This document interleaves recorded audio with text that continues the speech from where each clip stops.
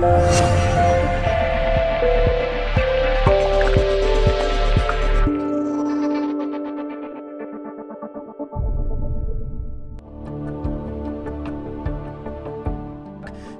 सेविका, कवि और वंचितों की आवाज उठाने वाली सावित्रीबाई ज्योतिराव फुले, जिनके जीवन और कृत्यों के बारे में अभी भी देश के बहुत सारे लोग नहीं जानते। यहाँ तक कि बहुत सारी महिलाएं भी इस बात से अनजान हैं कि अगर वे आज शिक्षित हैं, रोजगार के योग्य हैं, तो वो आखिर किसके प्रयासों के चलते हैं। सावित्रीबाई फुले का जन्म 3 जनवरी 1831 को पुणे से 50 किलोमीटर दूर पुणे के नैगांव में हुआ था।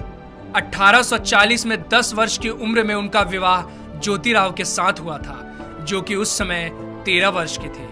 उन्होंने एक बालक को गोद लिया था, जिसका नाम उन्होंने यशवंत रखा।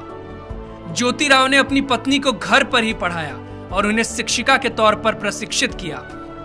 बॉम्बे गार्जियन के 22 नवंबर 1851 में प्रकाशित एक खबर के अनुसार उनकी आगे की शिक्षा की जिम्मेदारी ज्योतिराव के मित्र सखाराम यशवंत परांजपे और केशव शिवराम भावलकर ने संभाली। सावित्रीबाई फुले भारत की पहली महिला अध्यापिका थी।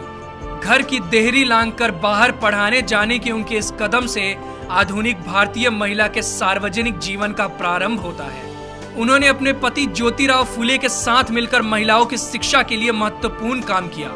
1848 में उन्होंने देश में पहली महिला स्कूल की स्थापना की, जिसके बाद वो 5 अन्य विद्यालय खोलने में सफल हुई।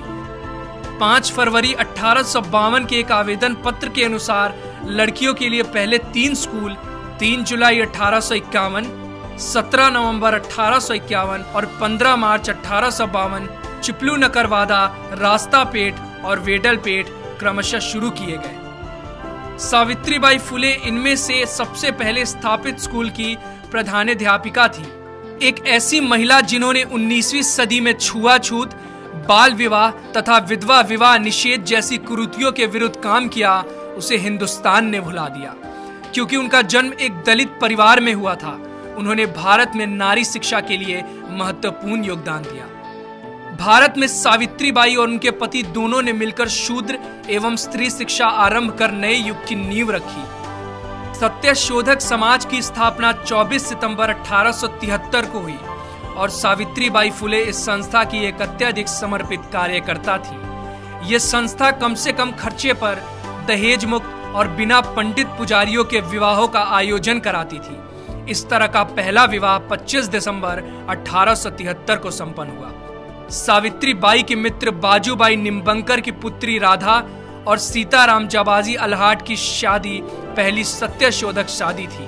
इस ऐतिहासिक अवसर पर सावित्रीबाई ने स्वयं सभी खर्चे वहन किए। इस प्रकार के विवाहों की पद्धति पंजीकृत विवाहों से मिलती जुलती होती थी, जो आज भी भारत के कई भागों में पाई जाती है। पूरे देश के पुजारियों ने इन विवाहों का विरोध किया और वे इस मुद्दे को लेकर कोर्ट में भी गए। फूले दंपत्ति को कठोर परेशानियों का सामना करना पड़ा, किंतु इससे वे अपने पद से विचलित नहीं हुए। 4 फरवरी 1889 को उन्होंने अपने दत्तक पुत्र की शादी इसी पद्धति से की।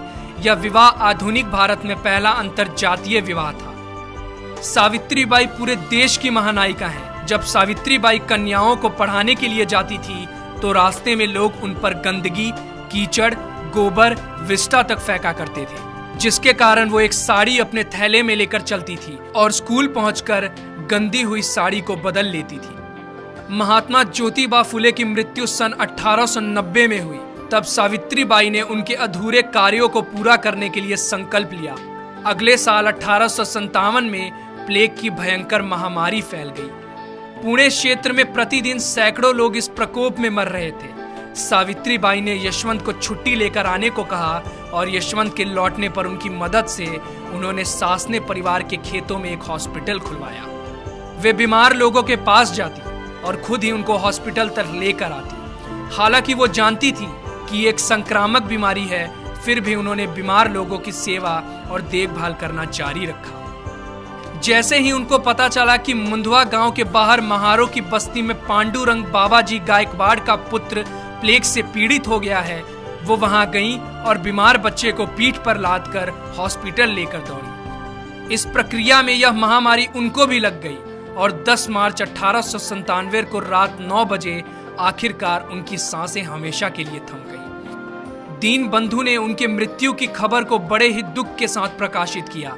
जो लोग पीठ पर अपने पुत्र को बांधकर दुश्मन से लड़ती हुई लक्ष्मीबाई की बहादुरी का गुणगान करते हैं, उन्होंने इस महिला की बहादुरी को पूरी तरह से नजरअंदाज कर दिया है, जिसने अपनी पीठ पर लादकर एक बीमार बच्चे को बचाया। उनका पूरा जीवन समाज में वंचित तबके, खासकर महिलाओं और दलितों के अधिकारों के लिए संघर्ष में बीता। उनकी एक बहुत ही प्रसिद्ध कविता है जिसमें वो सबको पढ़ने लिखने की प्रेरणा देकर जाति तोड़ने की बात करती है। जाओ, जाकर पढ़ो लिखो, बनो आत्मनिर्भर, बनो मेहनती, काम करो ज्ञान और धन इकट्ठा करो। ज्ञान के बिना सब खो जाता है, ज्ञान के बिना हम जानवर बन जाते हैं। इसलिए खाली ना बैठो, जाओ जाकर शिक्षा लो। तुम्हारे पास सीखने का सुनहरा मौका है, इसलिए सीखो और जाति के बंधन को तोड़ो।